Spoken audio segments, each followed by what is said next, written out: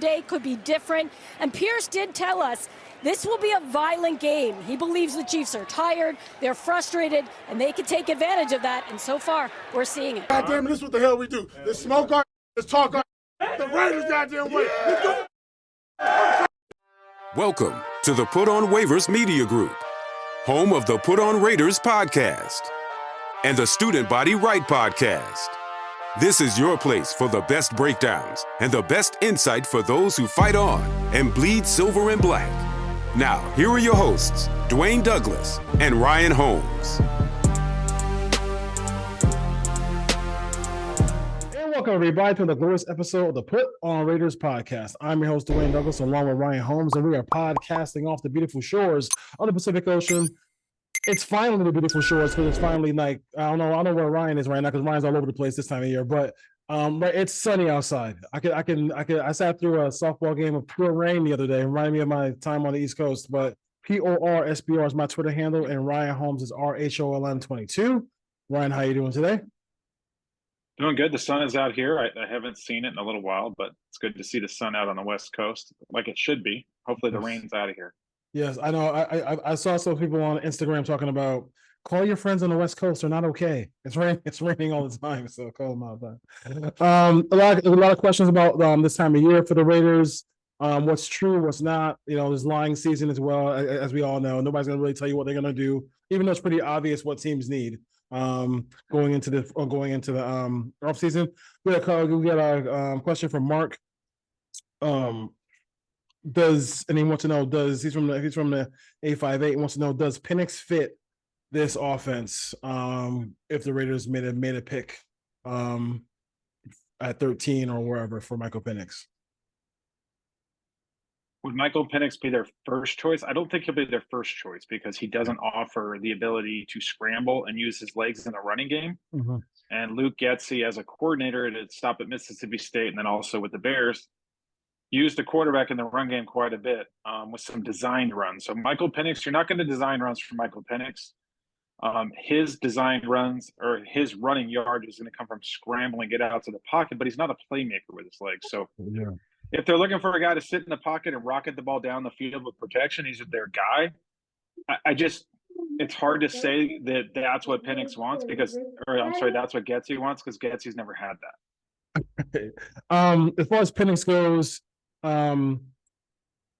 have to change some things, but I think that he talked about, like, you know, he can change his offense to the talent that's there. Like, I think every offense has its staples. Like, we know what McVay's going to do, but he just runs wrinkles off of that every week. Same thing with Shanahan. Same thing with LaFleur. So all the top play callers do that. He does have a great arm. I mean, his arm is electric. So that would be something that would be cool to see with some of the receivers they have with the Raiders, especially Tucker. But I want to see him run. I kind of want to see him run. I think he's the guy who I just want to see in the combine run. I want to see what it looks like because there's going to be times where he just has to just run a little bit and like not even run a little bit, but just like, hey, listen, it's 3rd and 4. They're playing man. Their back is to you. Can you pick up that first down and just slide like and make it look comfortable in my mind? So I think that's what him leaving the Senior Bowl I don't think really helped. But I mean, who knows why? It could have been injury. It could have been nothing. It could have been just like, I'm just going to show my face and leave. But I'm not. He would be, of the 6 quarterbacks, he would be my last pick. I would personally say, I know some people don't like the other quarterbacks, but I do think that Michael Penix will be my last pick as far as that goes. You would have to assume they're going to run a version of the West Coast offense, which is about timing, getting the ball out of your hands on time, giving the receivers the ability to run after the catch, and pair that with a running game that is going to have a lot of boot action, a lot of rollout, and those are not Michael Penix's strengths. He's a pocket passer that wants to throw it down the field, which this offensive staff doesn't really have a history of working with those kind of guys. Yeah, I mean, if you're going to go old school and go the old Boomer Esiason and play action fake and throw the ball down the field, you know, Eddie Brown, people like that, then of course, I think that would work. The biggest like and dislike, Mike from Las Vegas wants to know the biggest like and dislike about the Getsy hire. Well, I like the running game. obviously the quarterback's a part of that, but they do run a lot of outside zone, which is kind of in vogue right now in the league, and they will match that up with some power. They'll run out of the shotgun, which is something a lot of teams don't like to do other than just run off tackle to the opposite side of the line of scrimmage. They will run that. Yep. My dislikes are the passing game. Like the passing game under Luke Getsy with the Bears was a train wreck at times when you turn the film on. So they're going to have to fix that. Get guys on the same page. And it wasn't a matter of like one game or two. It happened all the time. And then you saw some issues with the offensive line and their pass protection and who was responsible for who and guys just coming free. So they're going to have to fix that. That would be my number one thing. My dislike with Getsy would be those. Actually, that's two things I dislike about Getsy. Yeah. I would say, I mean, one thing is it's like he was I think sometimes fans get it right. We didn't love the Josh McDaniel hire, and then it turned out that he wasn't the guy. He was on that short list of guys who Raider Nation didn't want. So that's what it is. I kind of wanted something, from McVay or from, I know Zach Robinson was going to probably go with Raheem Morris or whatever. So you could have controlled that, but I got to see I don't know if he has what staples he has. I mean, I like to have offensive coordinator have some staples in their offense, and then you can just mix it up after that.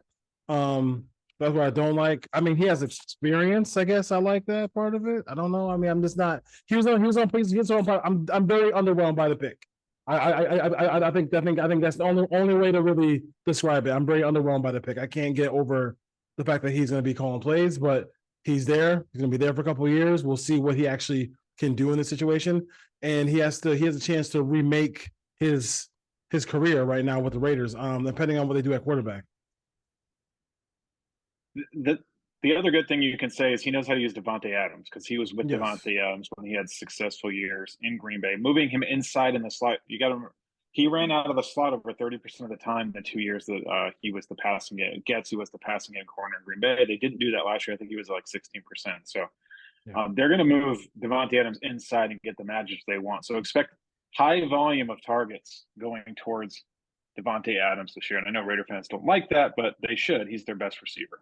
Yeah, I mean, I think also too when he's in the slot, it's hard to get hands on him and stuff like that. So, not that he can't be physical, but any receiver you put there, it's hard to get hands on. Let's see here, which QB could help himself the most at the combine.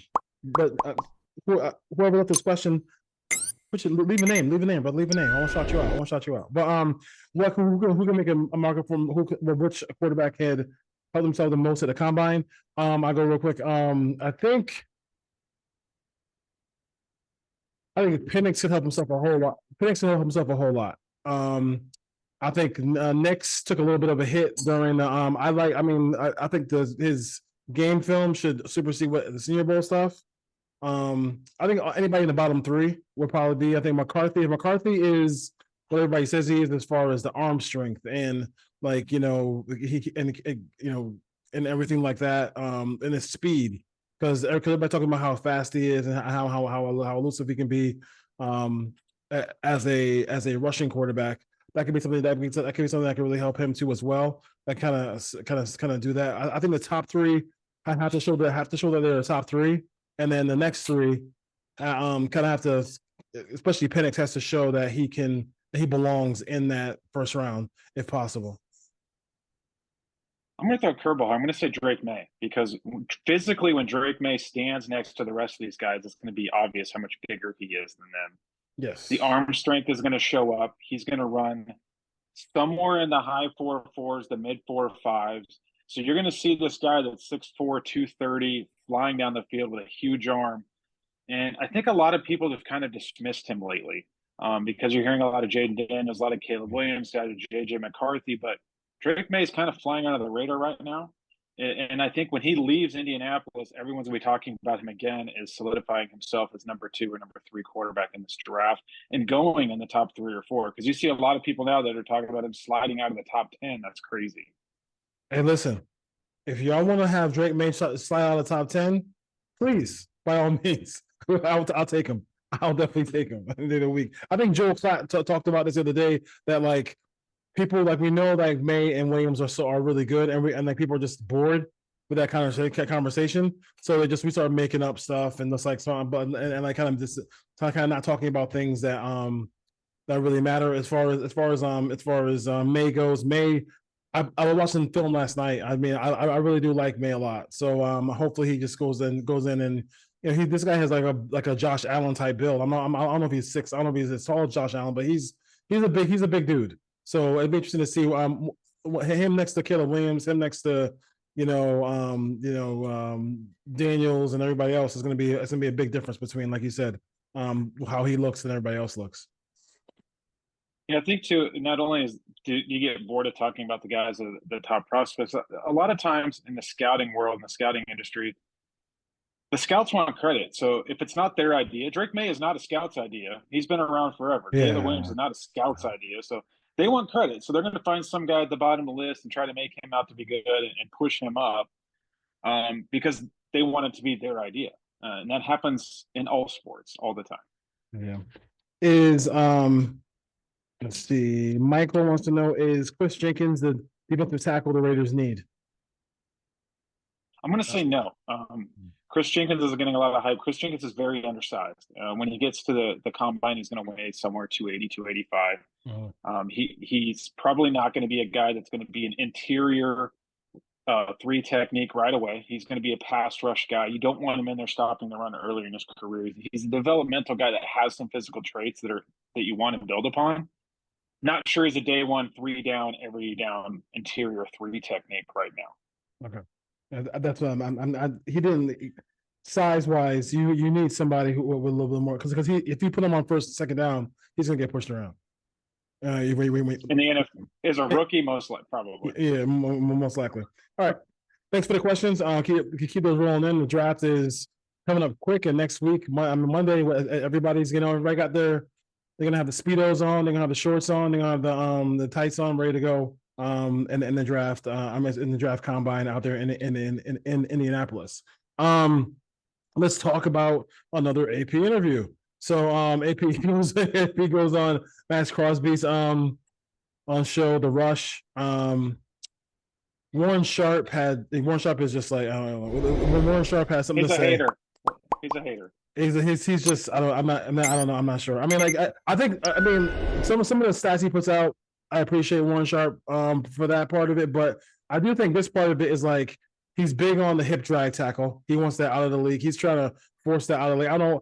I'm not sure how if you play football at any level, like I did not play football at any level at all, but I've my uncle's coach and my cousins play football for a long time. When you're trying to get somebody down, like I don't think that's like part of I don't think it's part of what they're trying to do, but that's a hard thing to kind of police. And I don't think I want officials doing hip drag tackles in like a close game. But this whole thing about what AP said about Mahommes, there's a meme out there with him and Dan Campbell, which is pretty funny, about Dan Campbell talking about biting ankles and stuff like that, and then AP says something, and then all of a sudden it's illegal. If he's talking about trying to beat the best quarterback in football, he was able to do that on Christmas Day. I got to give him credit for that. The team played really well, physical. They did a lot of good things, and it actually helped the Chiefs, oddly enough. But I don't think this is a big deal. I don't think that I think it's just typical, off season Warren Sharp having time on his hands. I would say it's not only Warren Sharp. Mike Florio did a piece today or yesterday on it too, and the Jordan rules coming to Mahommes. You know how you beat good quarterbacks? You hit them. Yes. You make them uncomfortable in the pocket. That's a tale as old as time. So this is nothing new that AP came out and said. Obviously, to beat Mahommes, you have to hit him, you have to sack him, you have to be around him, you have to force interceptions, turnovers, fumbles. And I don't take exception with anything he said. AP went out there and said it. I think a lot of the media is running with it now, saying they're bounty hunters, they're trying to hurt him, they're trying to take him out. That's not what AP said. He's saying when you get around the quarterback, you have to hit him, he has to feel you. Max Crosby's talked about that for a couple of years about playing the Chiefs. So nothing that they said is out of the ordinary in the game of football today or 20, 30, 40 years ago. So the media just needs something to talk about. I think I look at it the other way. Like, the media is so concerned about what AP and the Raiders have done and are saying that there's a fear that they don't want the Raiders to be relevant, and they're talking about it because they know they're going to be. So I think I look at it that way. Like the more they want to talk about AP and the Raiders, they're telling you that they're scared of what's about to happen over the next couple of years, especially if the Raiders get a quarterback.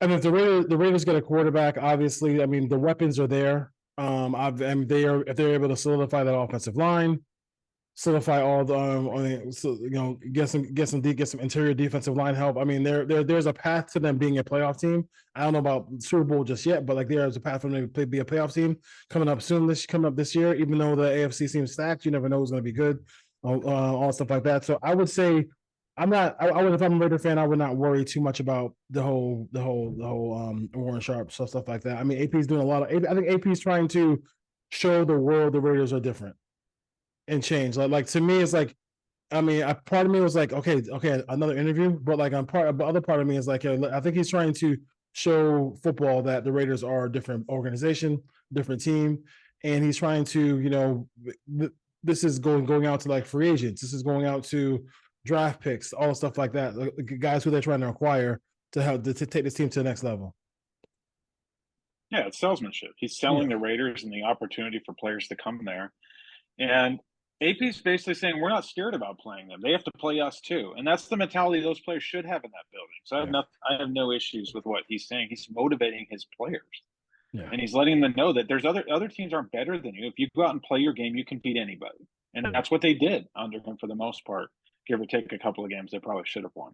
Yeah, I mean, you can't coach this sport without confidence. I'm sorry. Like if you're not confident about yourself and the team and what you're doing, you got no chance. The game is already over at that point if you can't do that. So we'll see what happens there with the Mahommes rules going forward.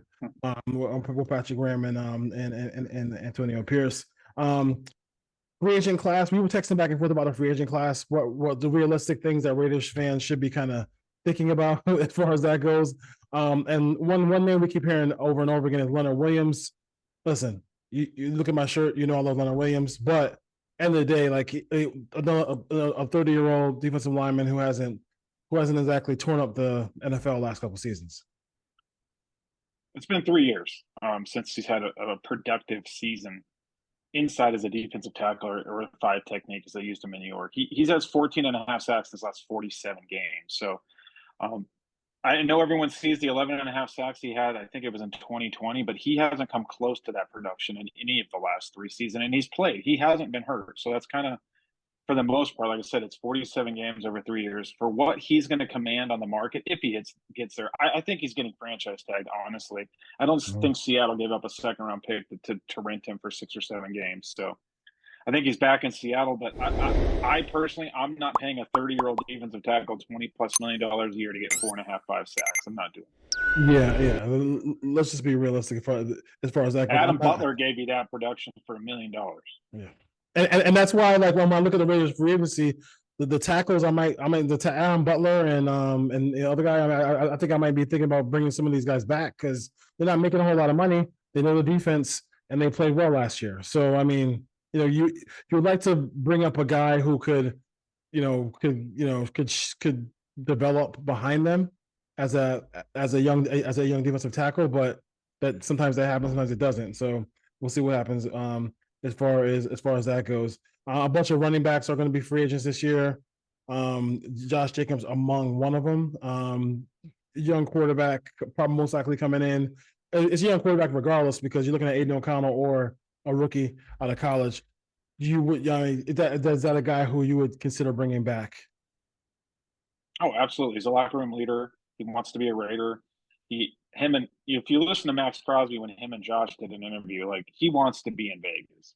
Mm-hmm. Now, is he going to be in Vegas at $13 million a year? No, he won't be in Vegas if that's what he wants. But if he's realistic and wants to come back on, let's say it's a 3-year, $27 million deal with, $17, $18 million guaranteed.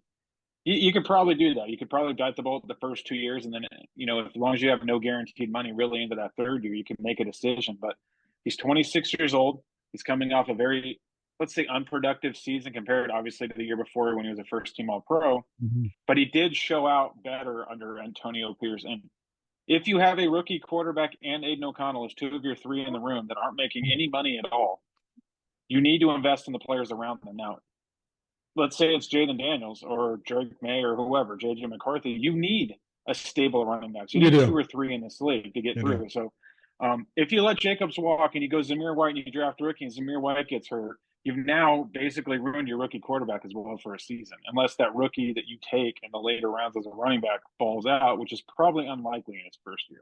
Yeah, I mean, I think they're kind of in a spot where they got to take him. I just don't know what the money's like and what's the years are going to be like with him. Like how far? I mean, will 2 years do enough for him? I mean, because he is a running back, got some miles on him. 26 years, 26 years old. He wants 3 or 4 years. He's not going to take a 2-year deal to come back. It's going to be 3, maybe 4. But as long as they can get out of the third and fourth year, that's fine.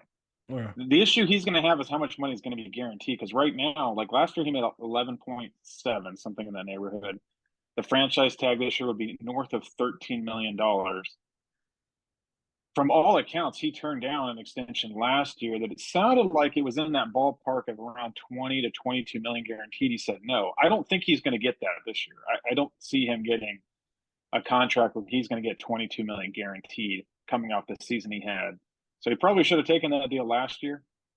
We'll see what happens this year. I don't think he'll get that out of the market either. I don't think teams are just going to start handing over, $10+ million a year cap hits to a running back. Yeah, I don't think so. I don't think so either. I don't see. I know people get really excited about some of these free agencies, but as far as running backs go, I don't think we're going to pay running backs big money. I think the Raiders might do if you're not paying a quarterback, you might as well play a guy who's decent in pass protection, who can catch the ball out of the backfield, who's a locker room leader. You know what you get with Josh Jacobs. He has. I mean, maybe this offense, you sprinkle in a little bit more Zamir White with him during the season, so that they can, it can make him fresher down the stretch of the season. We'll see what happens with as far as that goes. The Raiders have also kind of started filling out this coaching staff. You got a senior analyst in Joe Philman, Rich Scandarelli. Scandarolo. So I can't say his last name. Sorry. Cadillac Williams is a running back coach, and he's a quarterbacks coach. A lot made. I know Tristan Kuhn went on a rampage. It's funny. This is the most, like, he's really upset about this offensive staff. I never heard Tristan say much about the Raiders stuff, like the Raiders coaching staff as much as he's done this offseason. What are your thoughts about on the new quarterback coach, who people are really kind of not happy with, and then also Cadillac Williams? We're getting old. Cadillac Williams is the coach for the Raiders. I will say this: don't love the Luke Getsy hire. We're on record of both saying that. I don't mind the quarterback coach. Let's just call him Rich. Yeah. I don't mind it as a quarterback coach. He's worked under Shanahan 3 different times, with Atlanta, twice in San Francisco. He's left to be an offense coordinator. It's been successful. The Raiders aren't asking him to be an offense coordinator. Yep. He's working with Caleb Williams. He works with quarterbacks in the pre-draft process, so he's going to have some intel on potential draft picks. You're asking him to come in and coach the quarterbacks, not call plays, not design plays, none of that. And he speaks the same language as Getsy. That's the key here. They both come from the same system. Getsy came under LaFleur, who was under Shanahan. Rich has worked under Shanahan. So they're going to be off and running when they start talking about concepts and passing and quarterback and what they want him to do. They speak the same language. Now, my biggest thing with Raider fans that are complaining about every coaching hire out there is when you're hiring position coaches, you're hiring a guy that has 0 experience, or let's say a former player, a guy that was a quality control coach somewhere, or a guy that's been fired his previous spot. There is no other option. Like, Raider fans are acting like prime Andy Reid, prime Mike Holmgren, prime Bill Walsh, Sean McVay, or someone who's going to walk in and be the quarterback coach for the Oakland Raiders under Luke Getsy. That wasn't going to happen. Those guys aren't available. Like, the successful quarterback coaches aren't going to take lateral moves and go be quarterback coaches for other teams for the same position. It's the same thing with coordinators for the most part. You're either hiring someone that's never done it or a guy that's been fired from his previous job doing it. Like, I don't know what Raider fans expected, but it sounds like I said, they were expecting like some whirlwind first-time staff guys that have never done it, who were their favorite players. I saw people calling for Ronald Curry, like all kinds of former players that Ronald Curry's coach. I'm not using him as an example here, but like maybe their favorite player growing up. Like Dave Ragone just took the head. I believe he took a coaching job with the 49ers. Guess what happened to him? He got fired at his last job as an offensive coordinator. Yeah. He was in Atlanta where they weren't good, and he couldn't develop Desmond Ritter, but Kyle Shanahan didn't care. He hired him to be the quarterback coach. So, yeah. Fred Walker is going to be an offensive assistant as well. So I think that covers all the names so far, right? Of the last week. So, something else. Yeah, I think the scrutiny of it is because, the whole Cliff situation.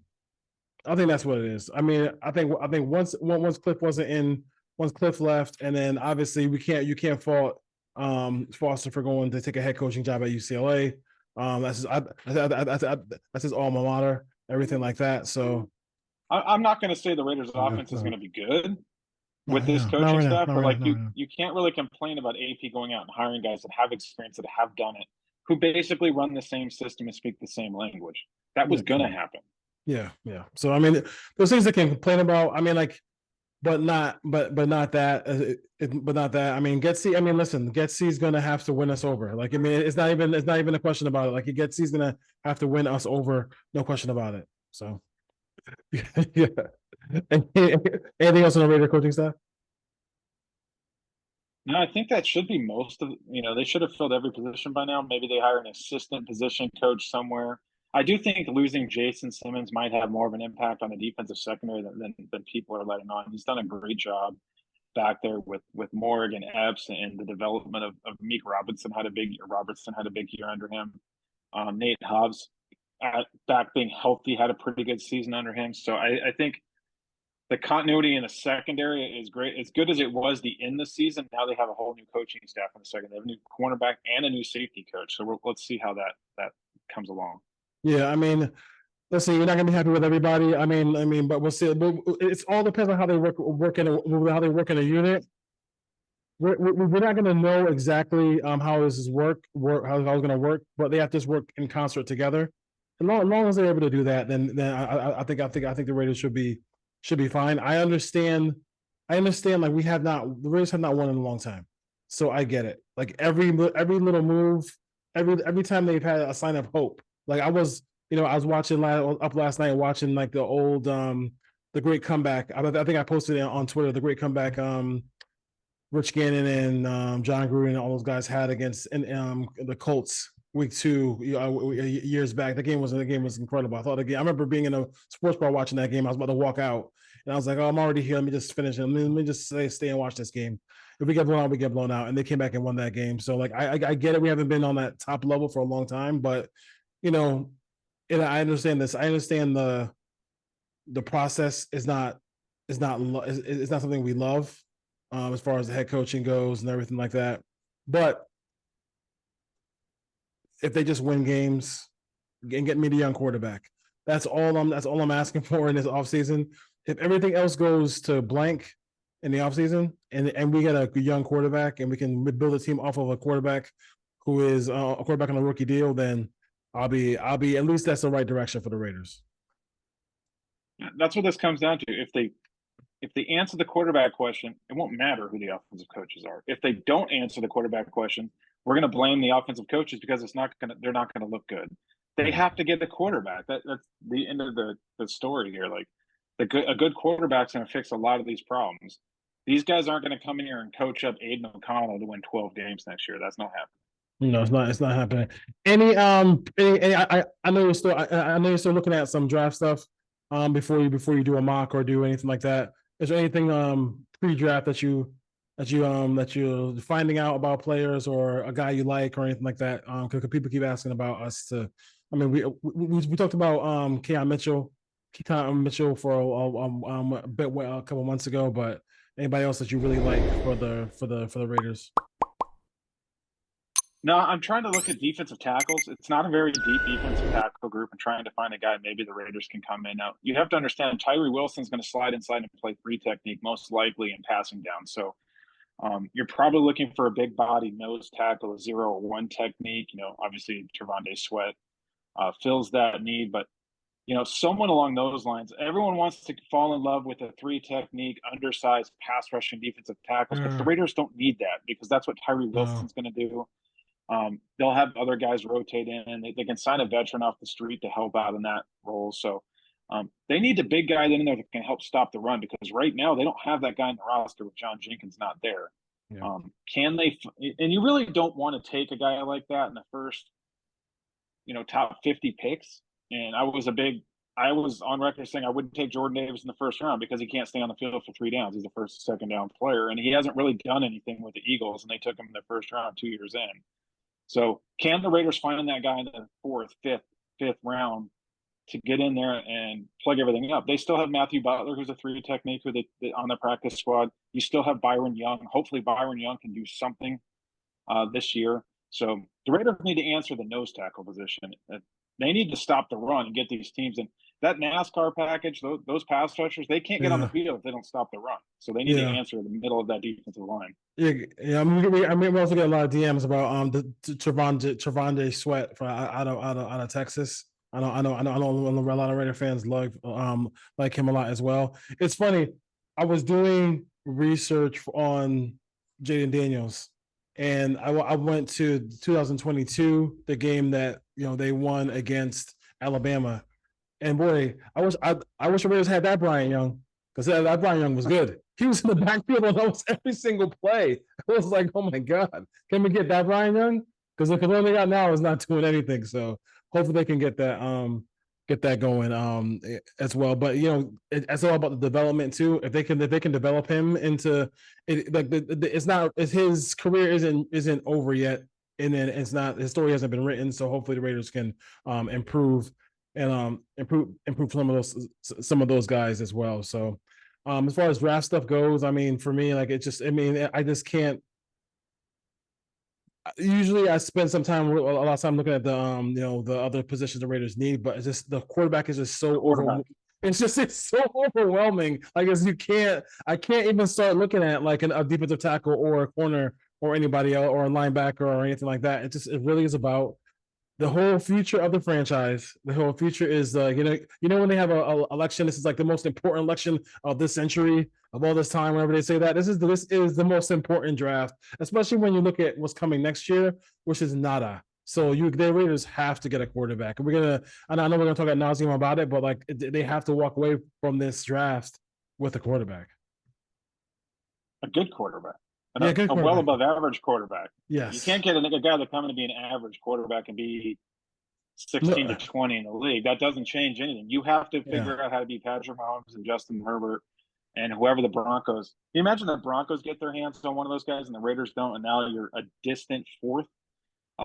You're not going to win the division in you're talking about the next 10 to 15 years if that happens. You're talking about nightmares now. You're talking about nightmares now. You're talking about nightmares. So it's interesting to see.